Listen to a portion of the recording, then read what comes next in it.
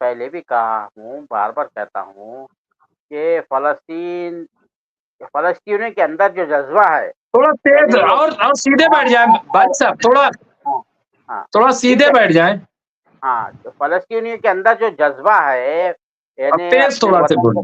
हाँ, और आवाज़ नहीं आ रही है? अभी भी नहीं आ रही है आवाज़? आ रही है अब? हाँ, हाँ, फ़लस्तीनियों के अंदर जो जज़्बा है यानी मौत से जो है उनको कोई खौफ नहीं है। वो उसका जो एक बेहतरीन मुज़ाहरा जो है, ये 16 महीने के अंदर आपको नज़र आया और पूरे 75-80 साल से ये वो उसका जो है एक अमली मुज़ाहरा पेश करते आ रहे हैं। तो ये इनके लिए कोई अचंभे की बात नहीं है, ये कोई हैरत की बात नहीं है कि इतनी बड़ी तादाद में अल-अक़सा की मॉस्क में जो है नमाज़ के लिए हाज़िर हुए।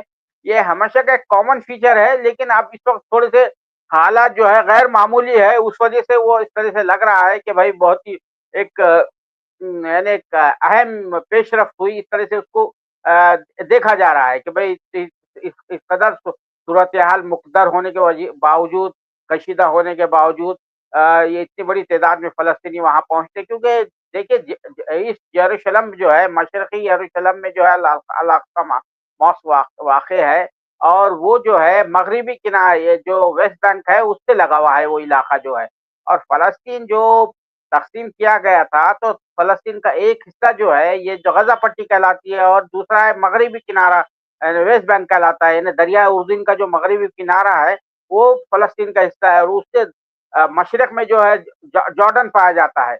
ये 2 ही इलाक़े हैं और इसका कोई लेबनान से जो है फ़लस्तीन का कोई यानी सरहद नहीं मिलती है, जो फ़लस्तीन का जो नक्शा बना था। यानी वो इस्राइल की जो सरहद है, वो लेबनान से मिलती है। वैसा देखा जाए तो फ़लस्तीन पूरा का पूरा इस्राइल को भी शामिल कर लिया जाए क्योंकि इस्राइल तो गासिब रियासत है, तो उसका लेबनान तक लेबनान की सरहद से वो सरहद से सरहद से सरहद से मिलना जो है कहा जा सकता है। लेकिन इस वक़्त जो फ़लस्तीन है, उसका जो है कोई जो है सरहद जो है लेबनान की सरहद से नहीं मिलती है। तो ये दोनों के दरमियान जो है एक राहदारी थी, एक इलाक़ा था, दोनों जुड़ा हुआ था, लेकिन आहिस्ता-आहिस्ता जो है इस्राइल ने ये पूरे इलाक़े पर कब्ज़ा कर लिया और दोनों एक सेपरेट ज़ोन हो गए, अलग-अलग ज़ोन हो गए। मग़रिबी बैंक अलग हो गया, मग़रिबी के किनारा अलग हो गया और आपका गज़ा अलग हो गया।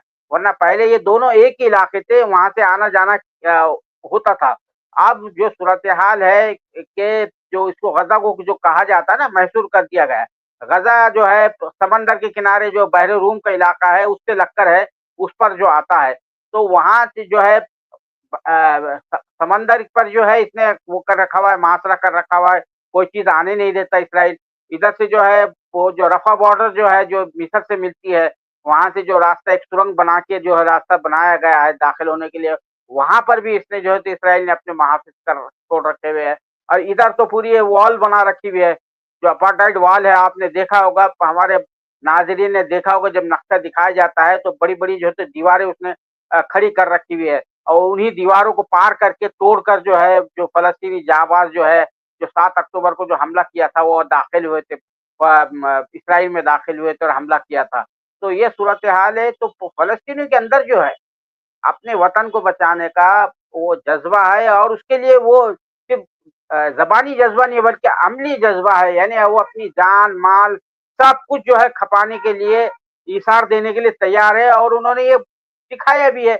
अगर ऐसा नहीं होता 16 महीने के अंदर तो हमास के खिलाफ बगावत हो जाती, वहाँ के लोग कहते कि ये क्या कर रहे हो तुम? तो और दूसरी बात ये है कि तंग आमद बजंग आमद के तहत ही जो है हमास ने और इस्लामिक जिहाद ने 7 अक्टूबर को धावा बोला था, क्योंकि ये इब्राहिम अकार्ड भी चल रहा था एक तरफ, अरब जो ममालिक है, जो मोनार्क है, बादशाह है, वो इसराइल से पेंगे बढ़ा रही थी। इसराइल इस गलतफ़हमी का शिकार हो गया था कि अब फ़लस्तीन का मसला हमेशा के लिए दफ़न हो गया है और वो वहाँ अक़वाम मुत्तहिदा की असेंबली में जो सितंबर में जो इजलास हुआ था, उसमें जाके क्या कहा था नेतन्याहू ने? फ़लस्तीन का कहीं तज़किरा ही नहीं किया उसने, बिल्कुल ग्रेटर इज़राइल वग़ैरह की बात कर रहा था। तो ये सब चीज़ें थी और जिस तरह से जो है इज़राइल ने एक मंसूबा बनाया था, वो जो मिलिट्री विंग है अल-क़स्साम ब्रिगेड, उसके जो तर्जुमान ने उनका एक इंटरव्यू आया था अल जज़ीरा पर, उन्होंने ये बताया था कि इज़राइल ने पूरा एक मंसूबा बनाया था कि जितनी भी रेजिस्टेंस तंज़ीमें हैं, उनको सबको जो है ख़त्म कर देना है। ये 7 अक्टूबर से पहले, तो उनको इस चीज़ की भनक लग गई थी।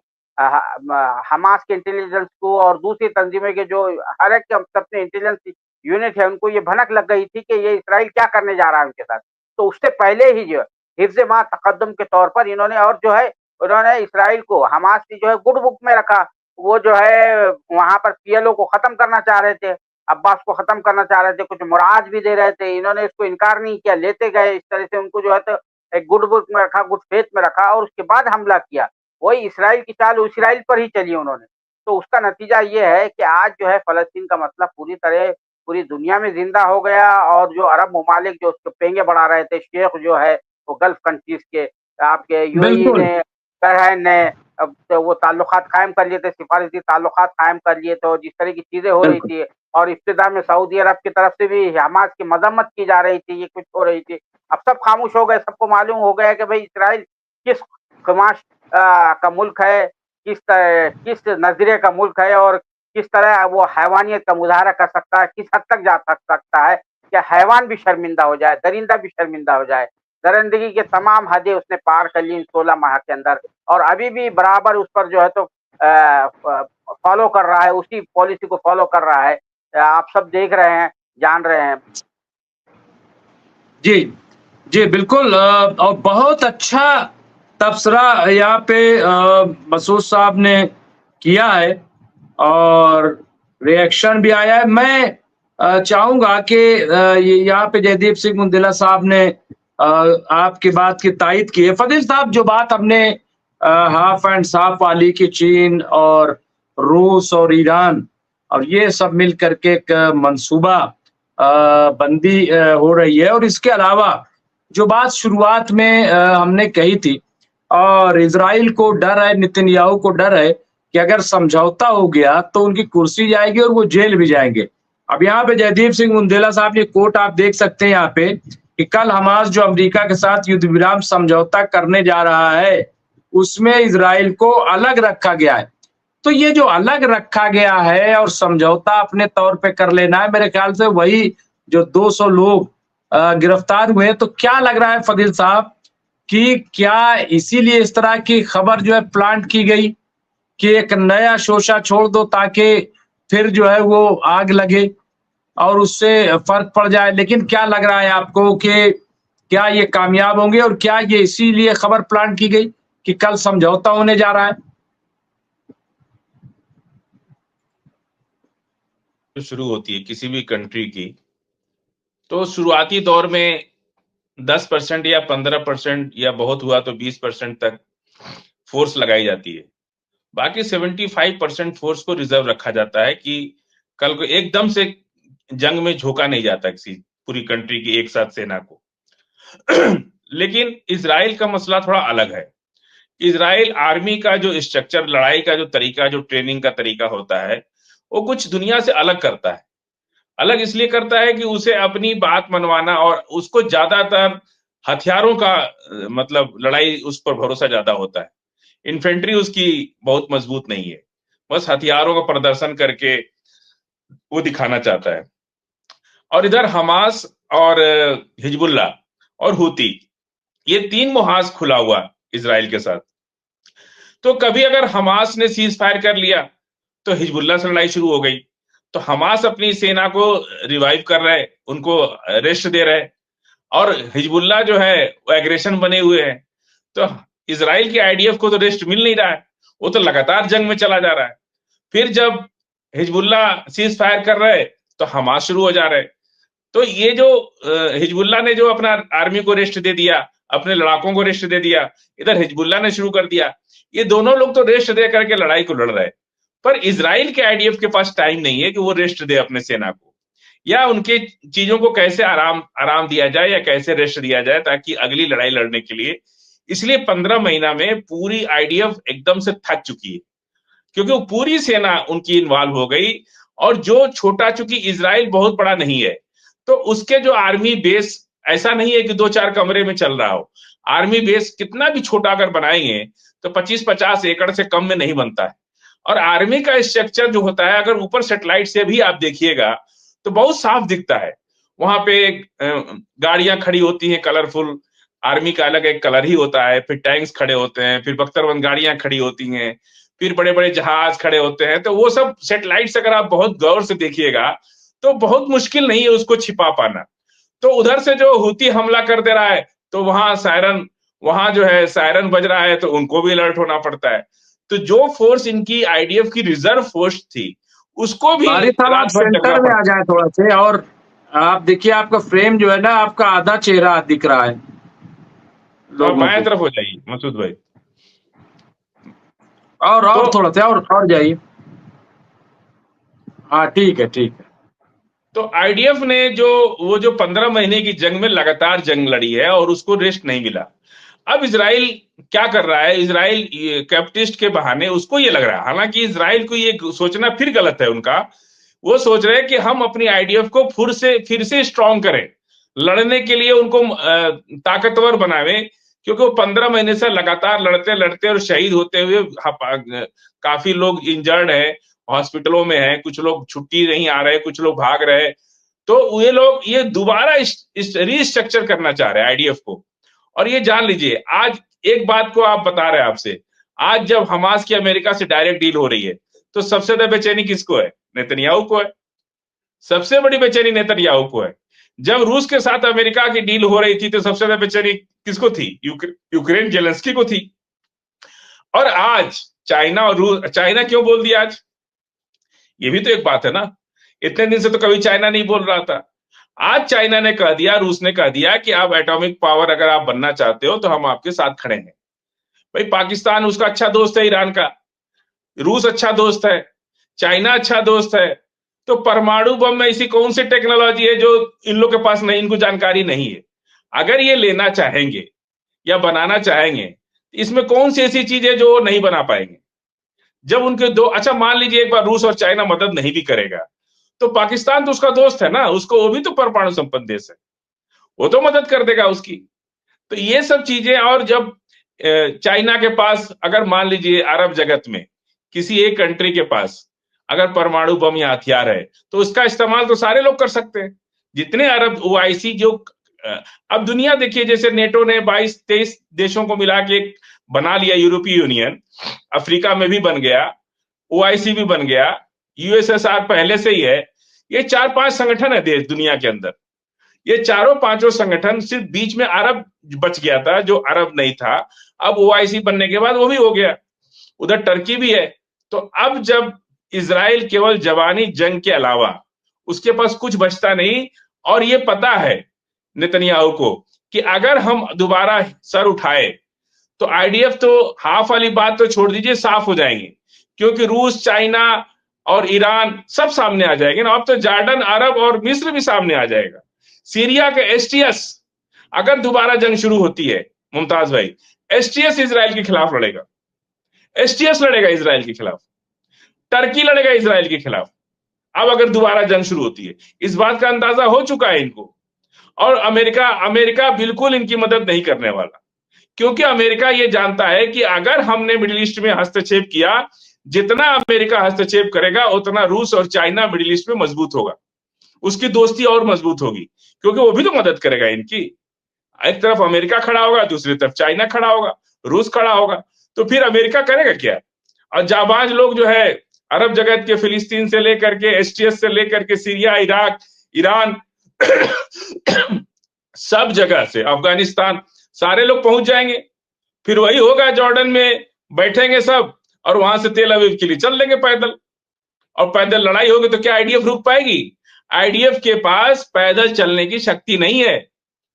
वो नहीं चल सकते 20 किलोमीटर बंदूक उठा करके, 10 किलोमीटर नहीं चल सकते, 5 किलोमीटर नहीं चल सकते।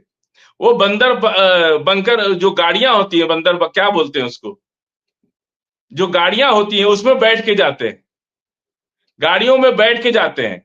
इन्फेंट्री की ट्रेनिंग ऐसी होती है कि देखिए 40 किलोमीटर 45 किलोमीटर डेली जो है एक इन्फेंट्री के जवान को दौड़ाया जाता है। मामूली से डेली की जो पीटी होती है ना, उसमें भी 10 किलोमीटर दौड़ाया जाता है। इसीलिए दौड़ाया जाता है कि कल को इनको 50 किलोमीटर 60 किलोमीटर, अमृतसर से हमारे सैनिक रात को चलते रहे, सुबह लाहौर पहुंच गए, चलते चलते पैदल, कोई भी गाड़ी की जरूरत नहीं पड़ी। तो ये इन्फेंट्री की ताकत होती है जो आईडीएफ के पास नहीं है।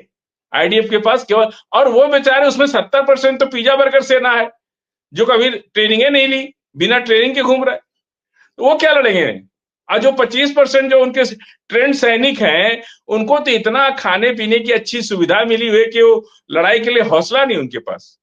हमेशा जंग हौसलों से होती है, हथियार से तो होती है, लेकिन यदि हौसला है तो हथियार भी काम नहीं करता है। ऐसी दुनिया के बहुत से उदाहरण हम अभी अगर टाइम होता आपके पास तो दे देते कि कितनी जंगें बिना हथियार के लड़ी गई, बिना हथियार के जीता उन लोगों ने। कई जंगें हुई, भारत पाकिस्तान से ले लीजिए, चाइना से ले लीजिए, और अभी आपका लेटेस्ट में आर्मेनिया अजरबैजान की जंग को देखिए आप, पैदल सेना से लड़ाई हुई, वो नहीं टिक पाए। तो ये सब इन्फेंट्री की ताकत जिसके पास नहीं है दुनिया के अंदर। अमेरिका की इन्फेंट्री भारत से भी कमजोर है, हथियार उनके पास बड़े बड़े, पर इन्फेंट्री उनकी दुनिया में सबसे कमजोर अमेरिका की है। आपने देखा अफगानिस्तान के अंदर कैसे वो पिट रहे थे। अगर क्लस्टर बम नहीं मारते अफगानिस्तान के अंदर तो वो बहुत पहले ही छोड़कर भागना पड़ता उनकी इन्फेंट्री बिल्कुल कमजोर है अमेरिका की इन्फेंट्री। वो नहीं युद्ध वो सीधा युद्ध, गोरिल्ला वार को समझ में नहीं आती, उनकी ट्रेनिंग नहीं इस तरह की गोरिल्ला वार से कैसे निपटा जाए। गोरिल्ला युद्ध जो है साउथ एशिया के अंदर एक ये अफगानिस्तान से निकली हुई एक टेक्नोलॉजी है लड़ाई की, जो गोरिल्ला युद्ध होता है। भारत निपुण है गोरिल्ला युद्ध को लड़ने में।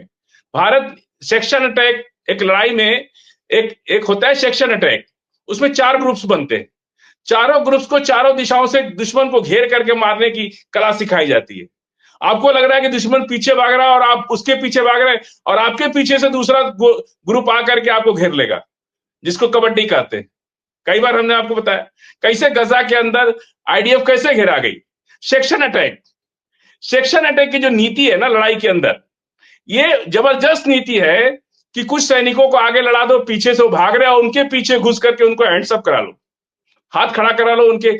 जब हमास के लोग जब छोड़ रहे थे ना उनको, इजरायलियों नागरिकों को, तो उनकी जो राइफल थी, ऑटोमेटिक राइफल, असॉल्ट राइफल, जो इजराइल की थी, उनके हाथों में देख करके नेतन्याहू को चक्कर आ गया, बोले हमारे हथियार वापस करो।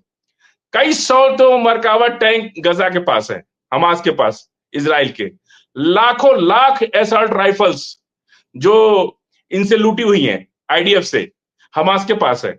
आज की डेट में आधे से ज्यादा हथियार इजराइल का हमास के पास है। वो कैसे लड़ पाएंगे इतना जल्दी, कैसे? इसी बात नेतन्याहू क्यों पीछे भाग रहे हैं, अमेरिका क्यों डील कर रहा है?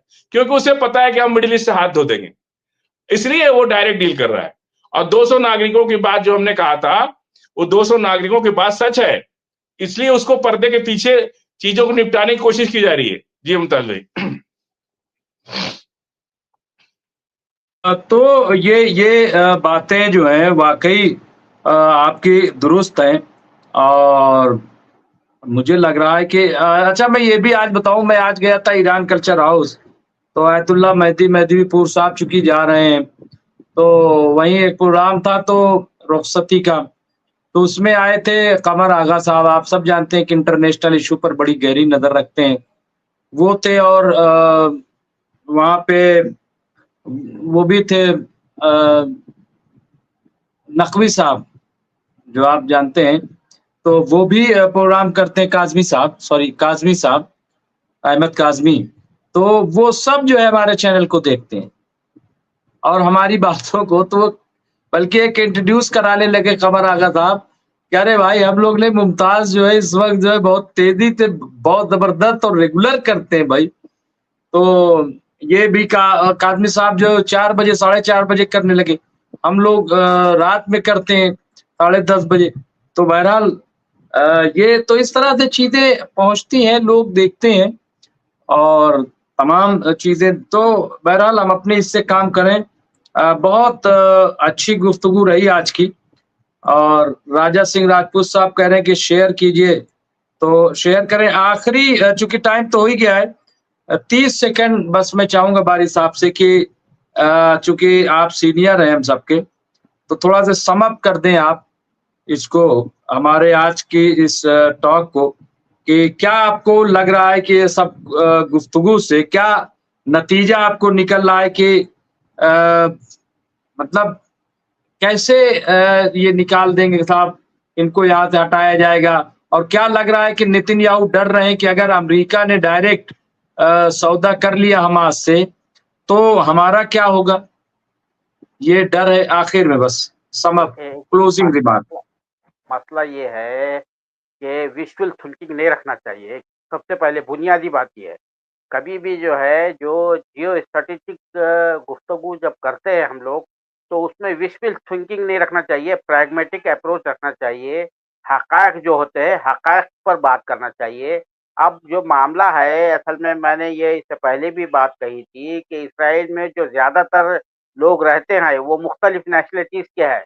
तो उनमें से मुख्तलिफ़ नेशनलिटीज़ के जो लोग हैं, उन्होंने अपनी जो जहाँ से आए थे, जैसे अमेरिका से आया है, तो उसने अपनी अमेरिका की शहरियत भी बरक़रार रखी है और इस्राइल की शहरियत भी ले रखी है। इस्राइल ने ये इजाज़त दे रखी हुई है, जो भी यहूदी, क्योंकि यहूदियों का एक मेल्टिंग पॉट बनाया गया, उसको एक मरकज़ बनाया गया है कि जहाँ-जहाँ भी यहूदी रहते हैं, ये उनके लिए मक्का है, उनके लिए जो है एक जो है मुक़द्दस जगह है, क्योंकि ये एक मज़हबी रियासत के तौर पर इस्राइल का वजूद में लाया गया है।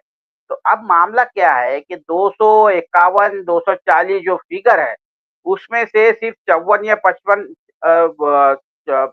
या वो जो कैप्टिव्स है, यरग़माली है, होस्टेज है, वो रह गए हैं। उनमें से कुछ अमरीकी यहूदी भी है, जो अमरीकी यहूदी इस माना में है कि वो अमरीकी नेशनलिटी भी रखते हैं। तो वो अमरीका चाहता है, क्योंकि उसको अपनी शहरियों की बड़ी फ़िक्र होती है और वहाँ का जो सिस्टम है, वहाँ हुकूक इंसानी के लिहाज़ से अमरीकी शहरियों के लिए तो बहुत मैटर करता है, लेकिन दूसरों के लिए कोई मैटर नहीं करता, उसके डबल स्टैंडर्ड है।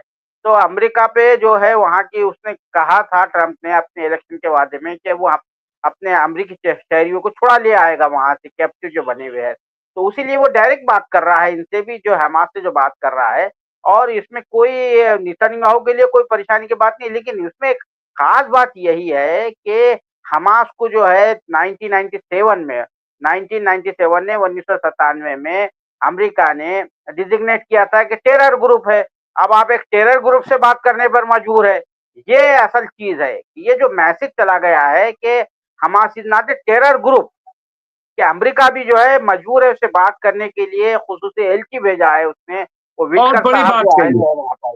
तो ये असल चीज़ है, और हमको पॉइंट वाली बात नहीं करना चाहिए कि ये हो गया, फला हो गया, वो ये मार देगा। कोई भी नहीं आता, कोई मदद के लिए नहीं आता, ना चाइना मदद के लिए आने वाला, ना रूस मदद के लिए आने वाला, कोई अपने आपको अपनी खुद जंग लड़ना पड़ता है। और फ़लस्तीनी ये साबित करके बता दिया कि वो यारो मददगार जो है, तनहा थे। उन्होंने अपना जो है मुकाबला किया इस्राइल जैसी बड़ी क़ुव्वत है, जिसके पुश पर बड़ी-बड़ी क़ुव्वतें हैं, उसके बावजूद भी जो उसके सामने वो डट कर खड़े रहे। उसी की वजह से उनका आज वजूद जो है तस्लीम किया गया है, और उससे अमेरिका भी बात करने पर मजबूर है। ये चीज़ है, असल चीज़ यही है। और मैं बार-बार ये कह रहा हूँ कि मसला जो है गज़ा को खाली करने का या गज़ा को ये करने का नहीं है। मसला ये है कि जो फ़लस्तीन का जो वादा किया गया फ़लस्तीनियों के साथ अक़वाम मुत्तहिदा में इस्राइल ने, कि उनको जो है आज़ाद रियासत के तौर पर तस्लीम किया जाएगा, उनको एक आज़ादी मिलेगी, वो अभी तक दुनिया में 75 साल से ये मसला चला आ रहा है। दुनिया के वाहिद कौम है, बदकिस्मत कौम है कि उनको अपना मुल्क, पहले तो उनको अपने मुल्क से उजाड़ा गया, और जो हिस्सा दिया गया था उस पर भी उनको जो है चैन से रहने नहीं दिया जा रहा। उनके हिस्से को जो है तो दिन ब दिन जो है गसब किया जा रहा है। तो ये जो चीज़ें है, ये ज़्यादा दिन तक नहीं चलती है। उसको इस्राइल को मानना ही पड़ेगा, तस्लीम करना पड़ेगा, अपनी हठधर्मी को छोड़ना पड़ेगा। ये चीज़ है। अब उसमें कितना वक़्त लगता है, ये जो है देखने की बात है। किस तरह से जो है आलमी राय-ए-आमा और आलमी ममालिक, आलमी बिरादरी इस पर जो है तो काम करती है, और फ़लस्तीनियों को किस हद तक उनका जायज़ हक़ दिलाने में कामयाब होती है।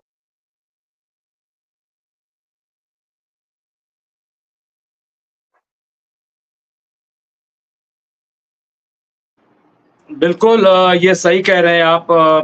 तो ये हमारे साथ 2 ख़ास मेहमान जुड़े हुए थे, जनाब फ़दील अहमद साहब और अब्दुल बारी मसूद साहब, और दोनों ने एक सही तज्ज़िया, सही हवालों के साथ किया है।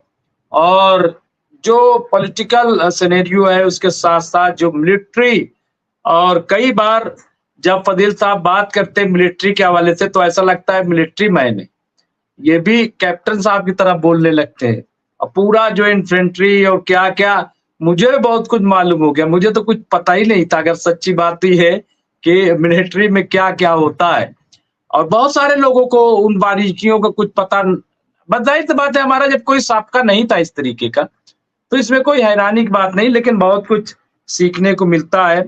तो दोनों हजरात का बहुत बहुत शुक्रिया, बारी साहब का और फदील साहब का, और तमाम जो हमारे साथी जुड़े हुए हैं उनका भी, क्योंकि सब ने खुदा के फजल से फिलिस्तीन आज़ाद होगा इंशाअल्लाह। जसीर रजा और सब फदील साहब की बातों की बड़ी तायद की गई है, हमारे जो मसूद साहब हैं उनकी बातों की, और वही बात है कि अलग अलग हवालों से चीजें आ रही हैं।